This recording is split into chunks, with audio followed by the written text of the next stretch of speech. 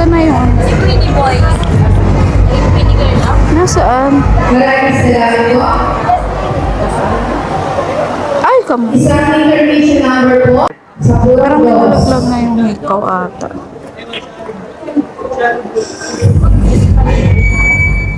Kwento sila.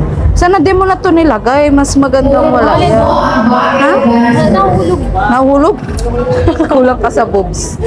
Ayan. Bilang lahat po ng mga intermission, kami prepare po ang inyong mga po. Ito tayo. Tapos ko na yung buhok ko, ang haba kasi. Look, may banayan. Meron lang ako. Pinaas mo na? Eh ba? Ikaw. Carry mo ba yung ganito? Itong, pili ka. Carry mo? Ha? Gano'n ba ga? Nakagaon ka naman. Ito po yung sa velvet. Ano? Thank you so much po sa mga nagbibigay ng velvet. Ah.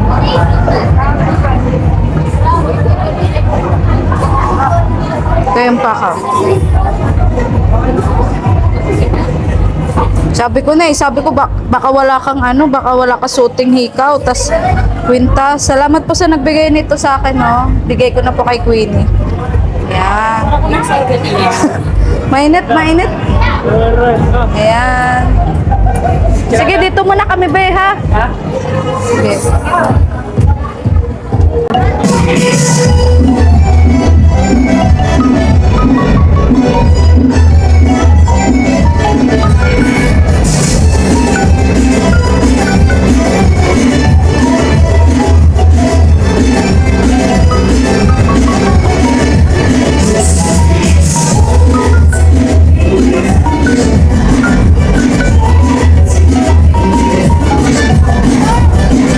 So, eto na nga, yung iniintay nga na coronation night namin ni Queenie. Ito na nga yung kinikwento niya na isa nga siya sa mga kandidata dito nga sa kanilang barangay.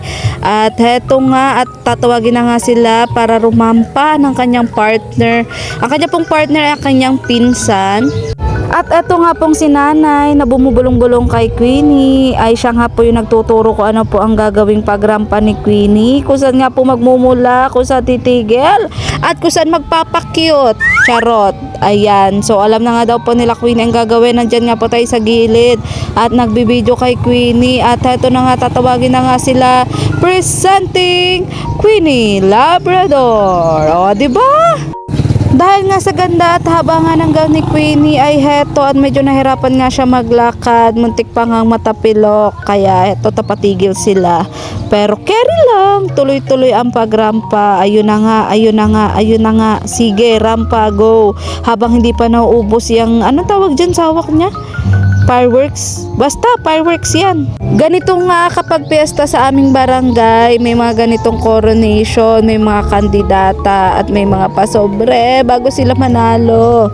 Kaya yon, masaya ako para kay Queenie. Thank you din po sa mga nagbigay ng pasobre, naglaman sa pasobre ni Queenie. Thank you so much.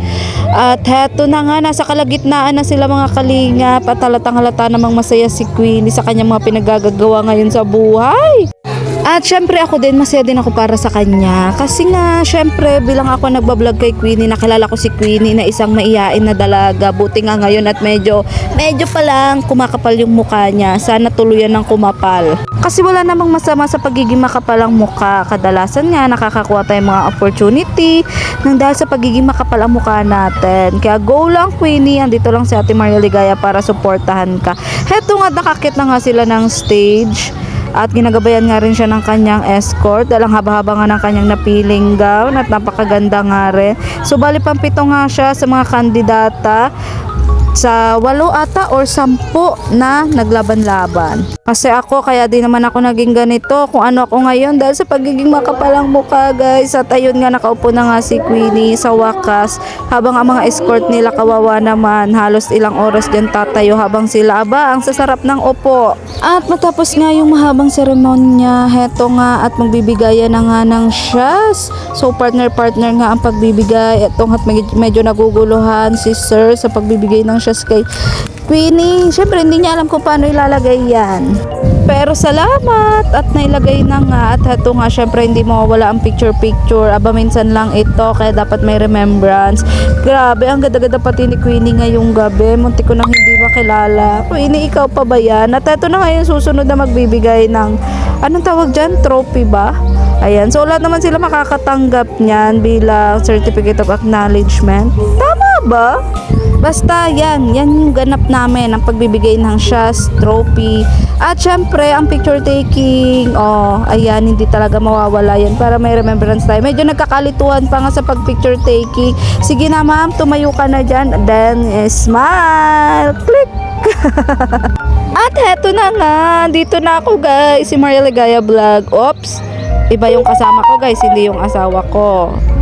Si Sir yan sa school na kung saan naging representative si Queenie. Kami ngayon nagpartner sa pagbibigay ng bouquet. Akala mo naman gibat-gibat ng bouquet, pero okay lang.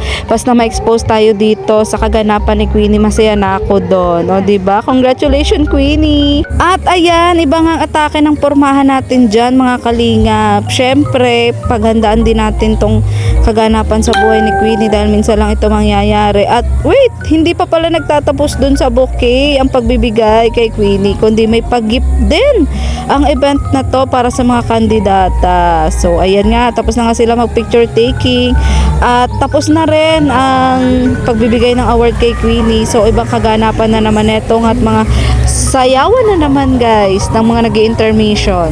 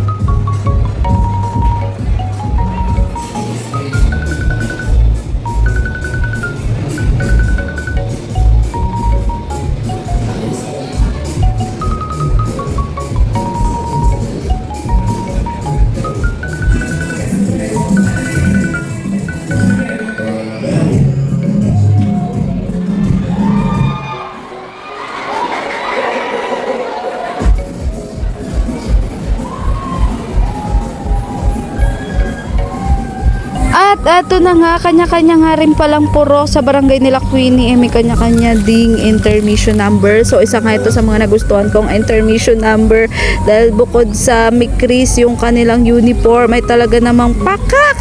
Tingnan nyo naman si ate girl, oh, may palapiga pa, oh. At ayan na nga, umpisa na. Di ko alam kung inaatake ng epilepsy si ate girl, o nasobrahan lang sa alak or walang tulog. Ano ba ate girl, ba't ka nagkakaganyan? Yung dede mo kita na. At talagang ayaw paawat ni ate girl. At eto nga talaga nagkakasigawan na dito. Grabe ang tawa at hiyawa ng mga kabarangay niya. Dahil talaga naman nagwala na silang dalawa. At hindi mo nga malaman kung ano bang mga pinaglalaban nito sa dance floor. Tingnan mo naman. Ano ba? Abe, akala ko hindi sila titigil. Muntik na kami tumawag ng barangay tanod. Charot. At heto nga, may isa pa na talagang hindi rin papakabog at meron pang extra fire na dala. Nako, grabe din to guys. Para kami nanonood ng Pilipinas Got Talent na live na live. May paapoy si ate girl. Ate girl, bawal maglaro ng apoy. Bad yan. Pero mukhang talagang hindi papaawat si ate girl. Hindi siya papakabog dun sa dalawang naunang contestant na talaga namang halos naglapiga sa dance floor. Manalo lang sila sa intermission. O ito nga, ang sakit ng ginagawa mo ate girl.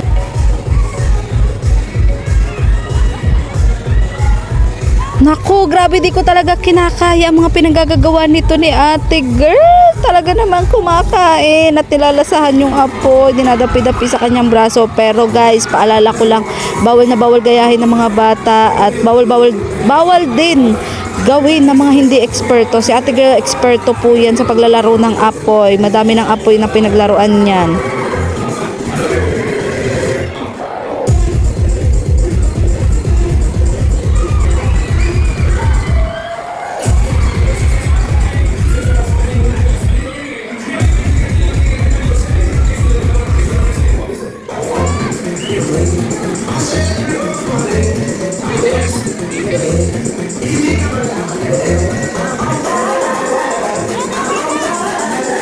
At eto na nga, sa wakas natapos na yung napakasakit na ginagawa ni ate sa kanyang sarili. At wait, there's more. Akala nyo ba doon lang nagtatampos? Hindi meron pa nga sumunod sa kanila na intermission mula nga sa purok ng, ewan ko, nakalimutan ko.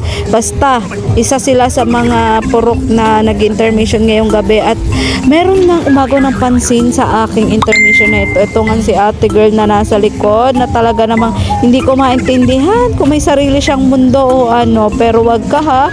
O ayan, bukod sa nahuhuli si ate ay talaga namang palaban rin siya kahit siya nahuhuli. O ayan, sige ate, pak. Kaya mo yan te. Grabe, ang galing ni ate. Talagang napasaya ako ni ate. At akala ko nga dahil tumigil na nga yung tugtog ay tapos na at hindi pa pala, pinabante pa nga si ate na talaga namang pinapasaya kami ngayong gabi. O eto, akala nyo ba nanay siya ni Wamos? Hindi pero talaga naman napaka-talented ni ate. I like you ate, go ate, kaya mo yan, pero ingat lang at baka magkalasa ng iyong mga boto-boto. Sinasabi ko sa iyo te, mahirap pulutin yan, pero talaga naman si ate palaban na palaban sa sayawan, hindi magpapatalo. Ano kayo? Diba? Kaya nyo ba yan? Pansin ko nga parang isa nga sa mga miyembro ng Zumba si ate. Parang pag ito nga ang kasama ko sa Zumba ay parang mas mai-inspire ako magpapayat dahil tingnan nyo naman talagang ang sexy ni ate at ang galing-galing sumayaw. O diba? Pak.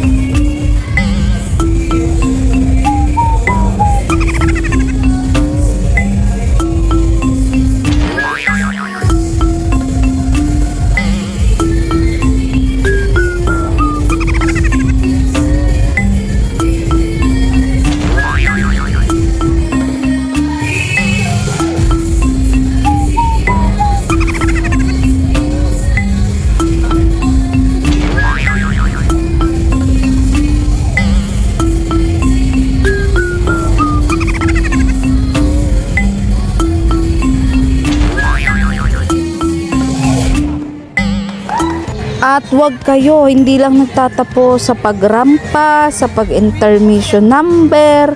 At heto nga, may palobo pa sila. Yung lobong lumilipad.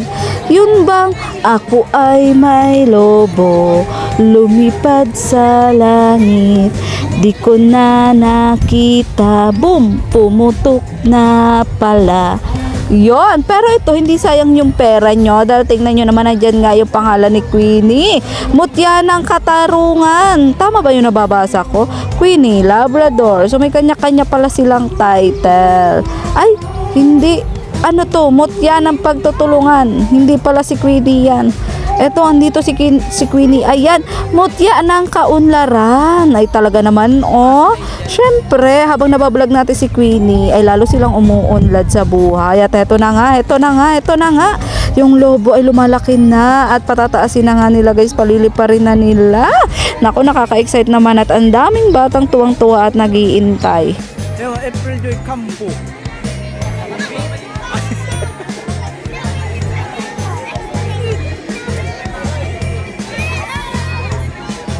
Dapat lubo-lubo pa yun, di malupad.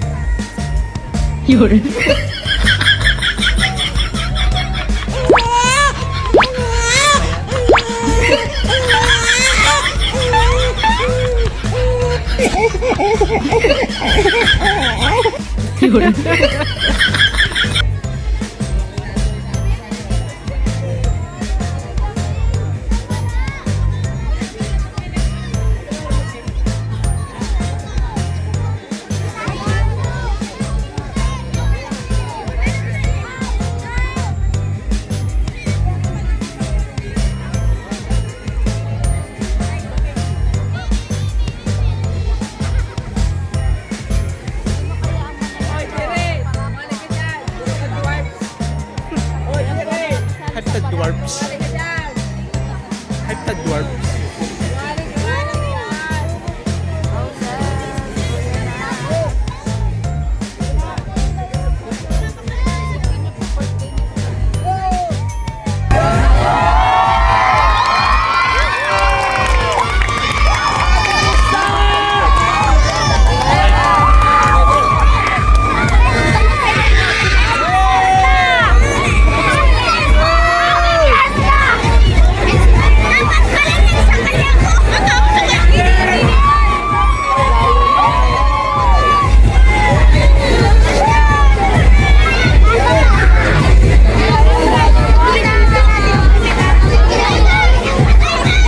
Bulan ba ka, oh? Bulan, oh. Ito tayo. Sa gilid. Sa gilid.